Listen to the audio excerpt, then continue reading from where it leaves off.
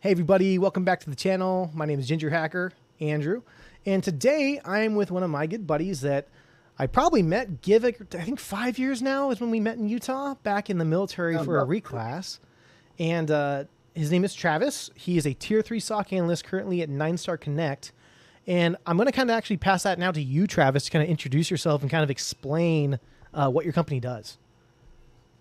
Yeah, so I'm a tier three SOC analyst at NineStar Connect, which is a utility company just east of Indianapolis in Greenfield. Um, we do electric, water, wastewater, mainly ISP type of stuff, and to some degree MSP, and even to a lesser degree than that, like automated pen tests and stuff like that. So they do many more things than that. That's just kind of the things that I touch more or less on a day to day basis. So That is awesome and pretty exciting because that's a very large plethora, which I'm very excited for us to kind of get into today because I'm sure we'll get to touch on kind of points on all this as we go on. But we're going to go ahead and get started. So, with every guest I have on my channel, we have these 5 golden questions we're going to ask you, and we're going to go ahead and start question number one. Could you share your journey into cybersecurity and what initially sparked your interest in the career field? so I kind of fell into it to some degree. Um, really, I I was studying something completely different in college, studying political science, and found that like only way to do that was be successful in that was to become a lawyer eventually, and I didn't really want to do that. So I was like kind of getting towards the end of my schooling and getting towards the end of my first military contract, and I thought along the lines of like, what am I actually gonna do? And it was like, I need some sort of skill set to be successful in this world. Yeah, what do I want to I be was when I like, grow up? I don't know. it's like this computer thing, like it seems very valuable to know those skills. I had no idea what I was doing, man. Um, I didn't really understand the distinction between information technology, cybersecurity, and like programming. So I kind of like jumped around that a lot. Um, the reason why I kind of fell into the cybersecurity pathway is because I sort of fell into it in the military sense. Is that um, there was a unit in my state being spun up that um, was doing cyber things, and I didn't even know what that was. But I was like, I want to be a part of this. I want to be a part of this. And begged enough people hard enough, I guess, that I somehow got in there with, people who I probably didn't deserve to be in the same room with intellectually. And kind of fought to get the qualifications that I have now in order to feel like I belong there, you know? It's so funny you And say that real quick. And I want to throw this in. Like when I went and yeah, joined my cyber protection team with my state, I was a military police officer transitioning over into intelligence with a cyber protection team. And my first day at drill, I get in there. We have folks that are FBI agents. We had a guy that worked for the CIA. We had folks that were like professional pen testers that had their own companies, managers. They hold CISSP, CCSP. And I walk in and I'm like, hi guys, I'm a cop and I'm here to be your analyst. And I'm like, same aspect. Like you walk in there, like, I don't belong here. Like these guys are so smart.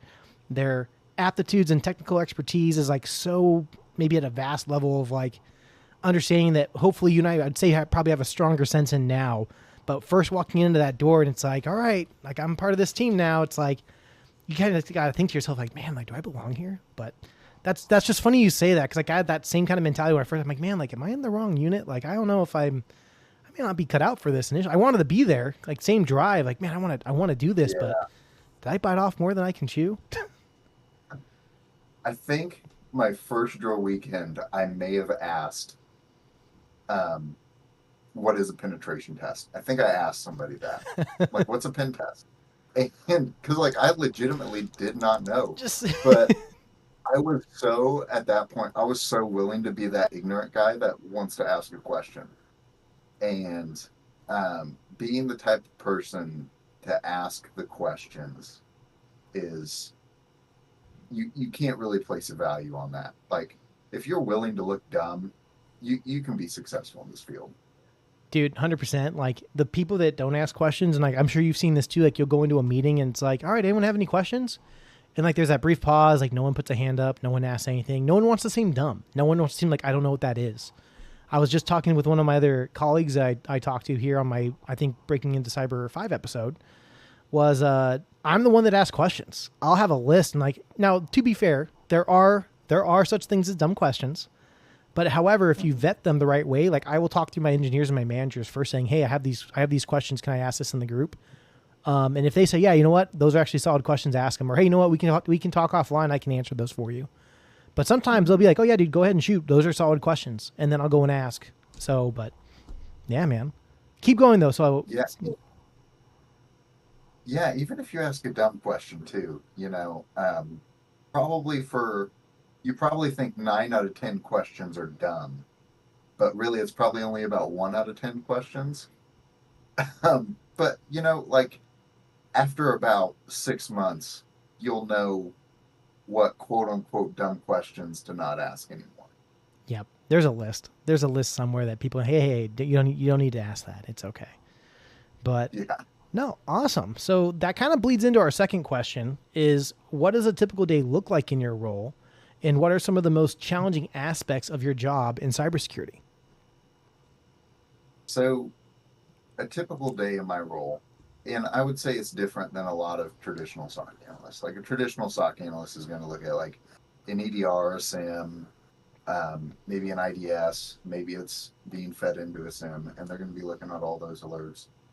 And like realistically, I just don't have that crazy a volume on the alerting. And being a small team, it's almost kind of hybrid in between, say, like a SOC analyst and like a just security engineer.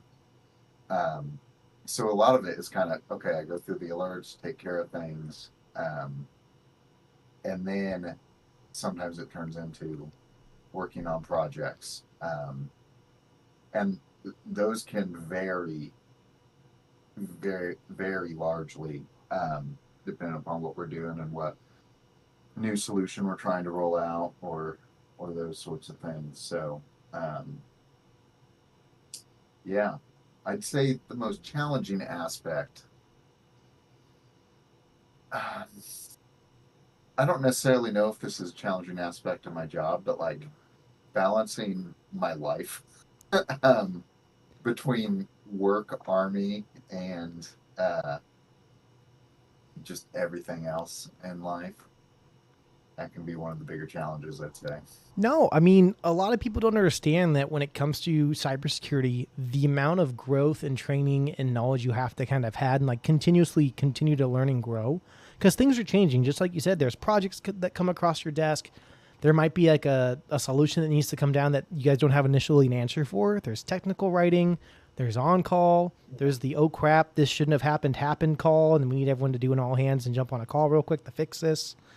And then there's the family balance life. I mean, I'm married with 2 kids. And as soon as I told my wife, I'm like, I'm going to start a YouTube channel. She's like, great. Another thing you have to spend like X amount of time off on the calendar. I'm like, I like to stay busy. Could be the ADHD. Could just be I don't like to sit still. Yeah. Who knows?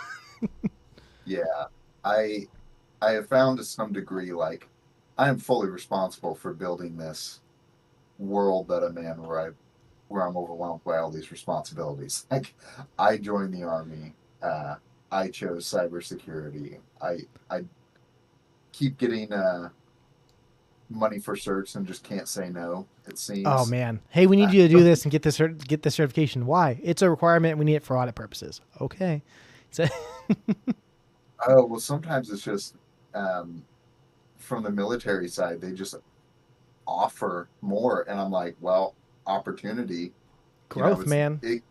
There can be some times where it's difficult to turn down opportunity, and then you find yourself in kind of a bind where you're a little bit overwhelmed. So that's honestly a huge challenge for me personally. But Have a question for you that spins off of. I know you said you do like will tackle some alerts and stuff, and like with a maybe I don't know if you guys work off a sim or, but when you get those alerts, you see a lot of tuning opportunities that your team will try to work for, rather than like just like doing some work on like a case or some type of detection that comes in that says, hey, yeah, this looks like it's a false positive, and then do you guys just kind of close it out, or do you guys make like a false positive tracker? Is there a team that kind of works on that where like, hey, we can tune this out, let's figure out a rule that we can kind of implement to like have these come in less frequently? Does that make sense? You, since we're just such a small team, I'll usually see the alerts and just write the detection filters myself. Um, Nice. I don't really track the number of false positives, but um, I just know I try to make it at the alerting as uh, loud's not the right word, but you don't want to tune it down too much. So Yeah. I'm always very careful when I'm doing detection filters I to want to say not you want it to be like, you want it to be critical, but then at the harsh. sense you don't want to see critical alerts, like, but you want it to be like enough to pay attention to, but like not enough that's like going to completely overwhelm. I get what you're saying, because we've been doing a lot of tuning at my company lately, and it's the same Yeah, thing. Like we don't want to completely like bury it underground where like we're only going to see like one every 6 months, but it's like, hey, let's tune this down to okay, this will pop after we see like 5 or 15 like in the span of an hour. So it's just like, yeah, I pick up what you're throwing down, because yeah, I think that's a really important aspect of like, because there's some things when you do see that are false positives that in a real sense could be malicious in the right timing and like maybe like alerting, but if a team's doing something and it's being tracked and you can confirm that it's not malicious, like hey, at this point in time it doesn't have to be an all hands kind of big issue. yeah. And it can be helpful once you're at an organization for a while. You can kind of get a vibe of like, oh, this server does this on a regular basis. This server Yep. does this on a semi-regular basis. You know, so like eventually you just get to a point where you can kind of know just initially within the first 20 to 30 seconds of looking at an alert, like, is this something I actually need to look into, or is this like 80% of the time it's something you've seen before and you know exactly what it is? Like, Yep. this admin is making this change in 365, and like you get an alert saying this admin made a change Yeah. in 365, and you're like, yeah, Am I Spider-Man yeah, yet? Am I getting powers? Nope. Just good thinking. No, that's awesome, man. Well, that ties in and bleeds into our kind of third question is, for someone looking and starting into a career in cybersecurity in 2024, what skills and qualifications would you recommend they focus on acquiring? so these days, I think one of the most important things is cloud. Now, everyone will tell you networking, and I think that's still very essential to be a networking expert in this field. That being said, the amount of job opportunities and the amount of growth in the cloud subfield of cybersecurity, it's you're going to have good opportunities if you focus yourself on cloud security. Um, that being said, you should still be well rounded. Um, but I would say that would be the biggest one. And really, I think being a security generalist like I am is kind of starting to slide down a little bit. People kind of need to specialize more. I mean, for aspiring professionals, they can just look through the job descriptions. You can see that they want you um, with X number of years experience working with Azure, or X number of years experience working with CrowdStrike Yep. or Elastic, Splunk or Yeah. Forli or Google Cloud, anything. GCP. Yeah, definitely. Yeah, no, it's starting to So be very much more niche required. Just like you said, like when it comes to even like coming through like job applications or job posts that come down, cloud's here. It's going to even get more bigger. More and more organizations are looking to migrate to it. And the real question is how do they do it successfully and safely? And I mean, just like you said, man, like if you can get that niche and training under your belt to understand how to do that migration, like securely and safely, you pretty much secured yourself a job. I mean, AI is among us, and it's kind of growing and getting more and more integrated into a lot of sensors. A lot of, I'd call it the new hot word. Like I think last year it was zero trust was like the big like company hot word for every SIM, SOAR tool. Zero trust, zero trust, zero trust. Now it's AI automated, AI integration, AI yeah, included, or AI's combined with X. And AI is great. There's prompt. If you're a good prompter, an AI prompter, you can really utilize AI for a lot of things. But there still comes into a sense of quality assurance and like checks and balances of what it can really do. AI is definitely very heavily, I think it can be in false positives and still cause a lot of log errors and also kind of code errors if you're trying to use ChatGPT to leverage as like writing code for you. But yeah, I mean, Yeah.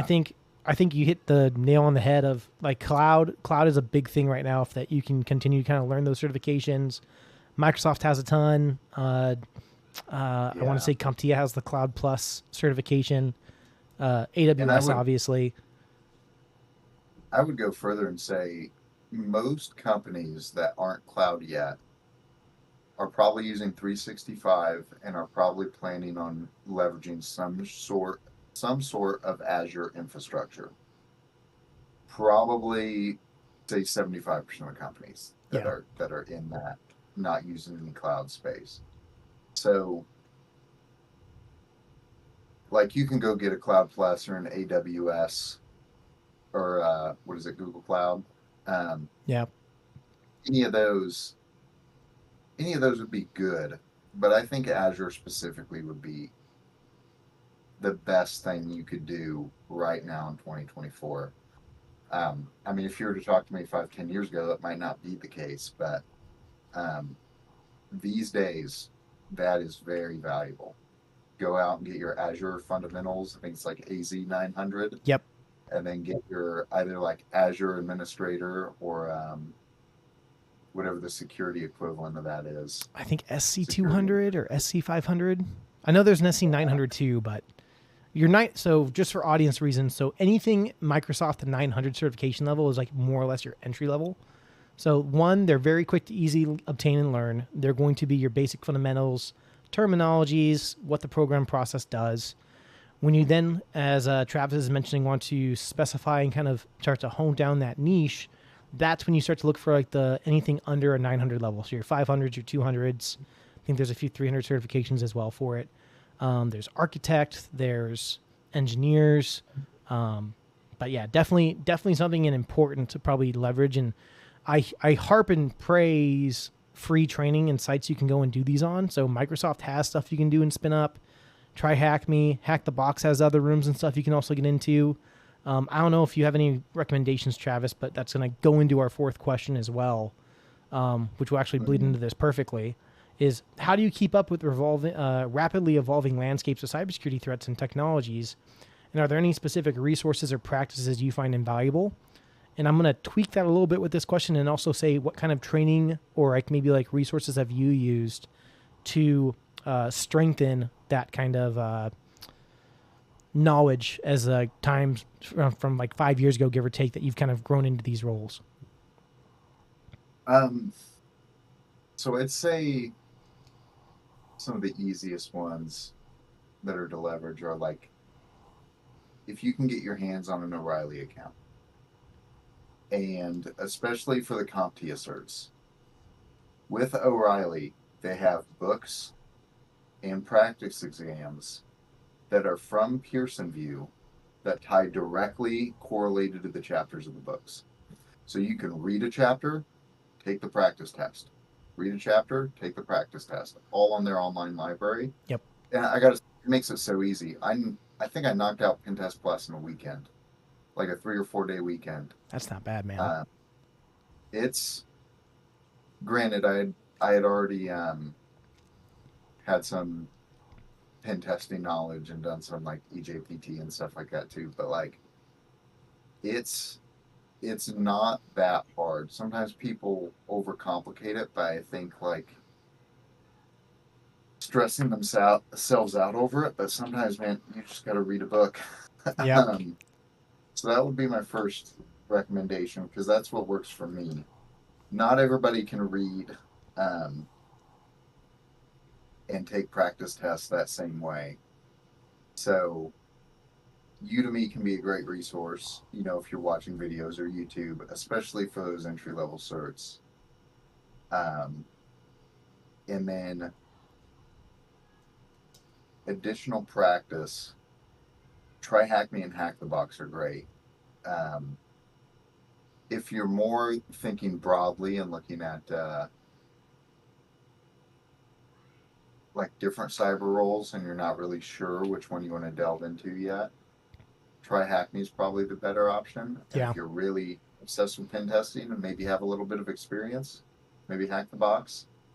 Um, one of Try Hackney's courses that I think is really great is their SOC 1 course, which is actually very similar to the content you will find in Blue Team Level 1 through Security Blue Team.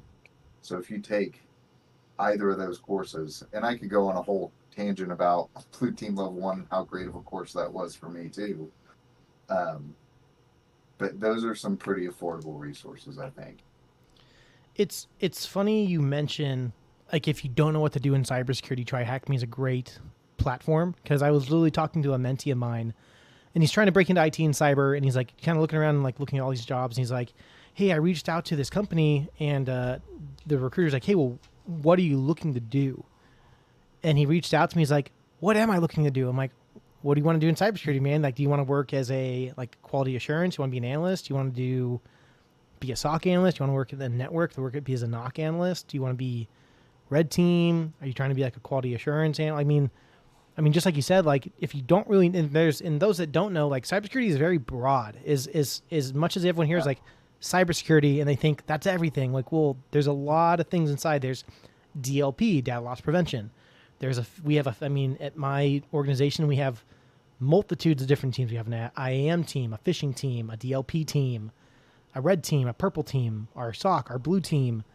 I mean, an automation team, an engineering team. I mean, server teams. Like it's broad. It's all under technology. But I mean, like that's where it comes down to. Okay, well, what are you going to school for? What do you have an interest in? Do you want to be a coder? Do you want to be working on back end, front end? Do you want to just kind of work those alerts and like work anything that comes across your desk? Phishing emails, malware analysis, be a forensic cyber analyst. I mean, yeah, man, it's hard to say. Like when I get that question a lot, it's like, well, I want to get into cybersecurity, and like my first question back is like, what do you want to be when you grow up? Like, what's your goal? And it's just so that's a great point that you mentioned. Like, just try Hack Me, and I'll actually kind of pivot to Blue Team Level 1, because I remember when you got it, you told me great things about it, and it honestly kind of fell off my plate. But I mean, can you kind of just go into, I guess, like because I look at Blue Team Level 1, and then like CompTIA is probably Security Plus is maybe like or even like ISC2 CC is like 3 good basic level like cybersecurity like courses to maybe take and do. Can you kind of just go into a little bit like what all was entailed and you did with that Blue Team Level 1 certification? Yeah, I'd love to. I think it was the cert that bridged me from like the CompTIA entry level certs, Sec Plus, Net Plus, even CISA, to actually being able to do like some more advanced SANS courses.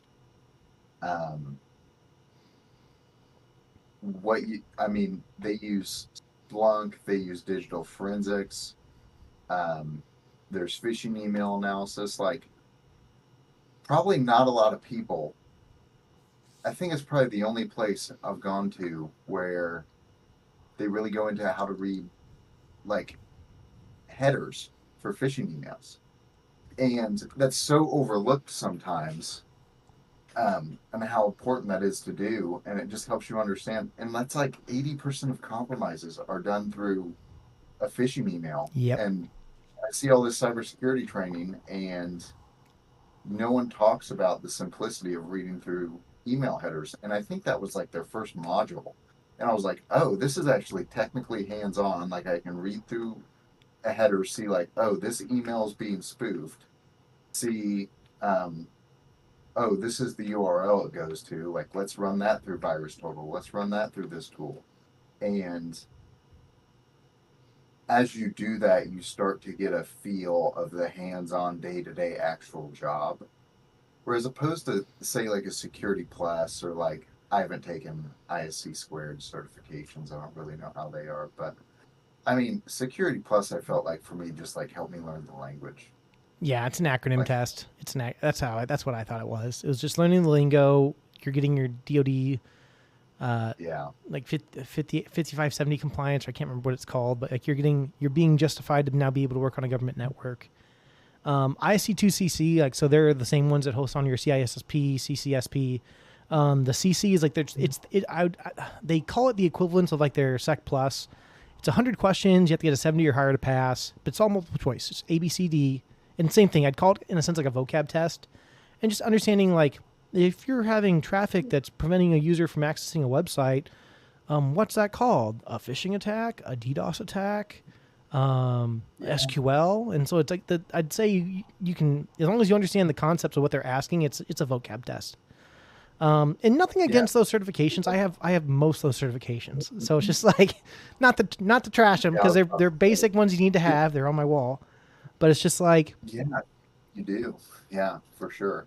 But with Blue Team and a lot of, honestly, I think that's one thing I like about SANS and some of the other courses that go more hands-on, especially like with your OSCP, Hack the Box. There's so much you can only kind of learn and read out of a book when it comes to concepts, but when it comes to getting the hands-on experience that you can actually leverage and go into an interview and say, yep, I've done this, I've done malware analysis, I've done email investigations for phishing and gone through headers, and explain, like, yeah, when I obtained the certification, I didn't just memorize a book and take a bunch of practice tests. I actually got to do hands-on labs for this. And I think that's huge. Yeah. And the exam itself, I'm not sure if I mentioned this, is a 24-hour incident response simulation. I mean, how much more powerful is that in an interview or on a resume that you've done a 24-hour graded incident response scenario in a lab environment? Like, that was a very good experience for me. It was really the first time I felt like I really did some hands-on cybery things where I was like, okay, I got this. And that really helped me bridge to some of those harder certifications you'll find down the line, like some of the SANS courses I've taken, which I would not recommend if you don't have funding for. Please don't go pay for them yourself. We talked about that as well. SANS classes are not for the faint of heart or financially of heart. Highly recommend that if you're in the military, leverage your units and military funding to obtain those training certifications. If you're in an organization or business that does those type of trainings, leverage that, because they run about 10 grand a pop. And if you do not pass that test, I've not passed one of mine that I've been trying to get at, is like another grand retake. So it is not cheap. So no, and that's awesome. And that actually can bleed us into our fifth question: is who are your role models in cybersecurity industry, if any, or related fields, and how have they influenced you in your approach to your career?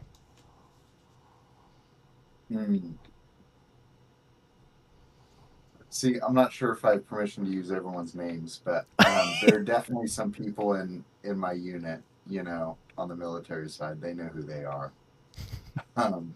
Big influences for me. Part of it, there was a couple of people when I got there. We sort of come full circle. We talked about this at the beginning. Is that like, man, I don't think I deserve to be in this room. But there were people I met there that who looked at me and were like, hey man, I was you 2 years ago. Like, I didn't have any certs 2 years ago. Now I have like 13. I was like, whoa, this guy did it. Maybe I could do it. So it was kind of that bug in my ear of doing that. But there've been, I guess as far as like more well-known people go, really like Heath Adams. Really respect what he's doing over there at TCM Security, making things affordable. There's some SANS instructors I've thought pretty highly of. I've taken their courses. Like I took in person Sec 503 with Andy Lehman. I thought he was a great guy. Really learned a lot through that process. I mean, you could look at the other SANS instructors; they're all great. Oh man, they're all well known in the industry. One of my instructors that I actually did my 504 with is in my DEF CON group, my DEF CON DC 480 group. Oh, yeah. And dude's awesome. But yeah, man, keep going. Man, I'm trying to think of others that are already public people. Dude, the gingers of all gingers, man, John Hammond. I got to meet him at my last DEF CON and fanboyed. I'm like, hey man, like he was over at the Hunter's table doing some stuff talking, and I'm like, everyone kind of walked away and it was just them. Like, it was just him. Like, now's my chance. I'm like, hey man, I'm like, hey, he's super nice, man. I'm like, hey, dude, gonna fanboy out a little bit. Love your content. Love the stuff you do on LinkedIn and YouTube and all the stuff he shares. And I got a cool selfie with him. I'll have to drop it in my channel or my LinkedIn, just saying I got the. It was pretty cool. It's like a, like like like the ginger I plan and aim to be when it comes into cyber IT is as Yeah. long steps away, but slowly but surely trying to get there. So And yeah, I remember watching his videos, um, like when I was first learning about Security Plus, not even realizing like how big of a profile he was. Um, just it can be great to listen to things that are, above your head. And there was a time where I knew nothing, and I'd just like throw on a couple of YouTubers like that. And who's the other one? Network Chuck. Network Chuck, and then David Bombal. Okay. Yep. Yeah, those are some of the guys I listened to where they would talk about stuff that was above my head, and in some ways it would just get me excited. Like, oh, this is, their energy, like it's so cool. It's like, okay, I want to do that. Dude, it was so funny because like going through my GX cert, it was just like same thing. Like I used to like, oh, hey, we're gonna do Jack the Ripper and Hashcat. We're gonna do this reverse shell, and I'm like, I don't know what those are, but the way he's talking makes it sound so cool. And then fast forward to now, like doing the training and understanding, like, oh, Jack the Ripper's a password cracker. Same thing for Hashcat. Oh, reverse shell is gonna give him access via remotely to that computer. That's sick. And like now also knowing how to like observe those and see those, even when like doing like alerting or like obviously with my organization we have red team operations, and we have to, as a blue team, we don't know they're going on, so we have to do our own investigation and then deconflict with our purple team. But getting able to see that, like, oh, I see what they're doing here. This guy's running an SQL, or this guy's doing some type of like Mimikatz, trying to do something on the network. Kick this off the purple team, deconflict it. Yep, the red team's doing an op. Good catch. Catch the next one. I'm like, all right, cool. So that's awesome, man. Yeah, red teaming stuff is pretty enjoyable when it comes to looking at that. I would, even if you want to be a defender, I would say do a little bit of red teaming. Like at least fire up Interpreter and do like on Hack the Box, like run some of the classics. PS Exact. Like, I know that's one. Blue. Eternal Blue. So I think there's a machine just called Blue. There are a couple of web vulnerabilities you could hit, like PHP type of things, privilege escalation stuff. That's really interesting. I was actually looking at that today. I was doing a lab on like an unquoted service paths Windows privilege escalation. And I never realized like the simplicity of that. Like how brilliant that is. Like it's just so simple, and it's so elegant how it works.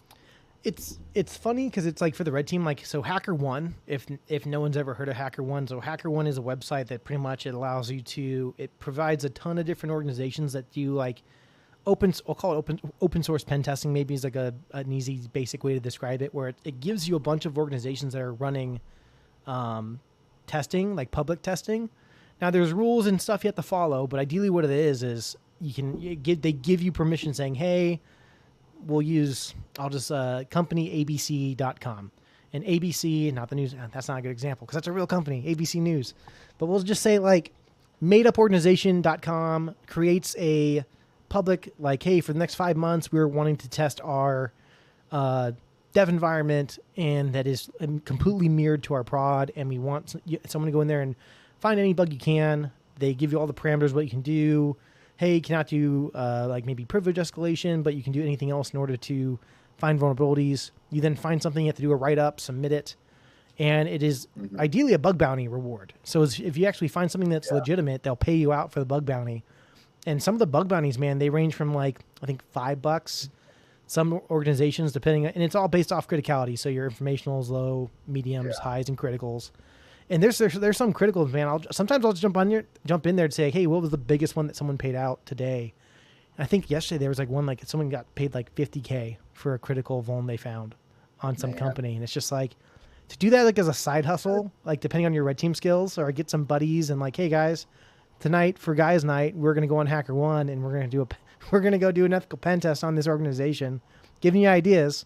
So it's just like, and anyone else that like has some buddies, or even if you want to go learn, like one, because to me that teaches you a few different things. One, with IT and cybersecurity, there is a lot of dotted lines and rules you have to follow.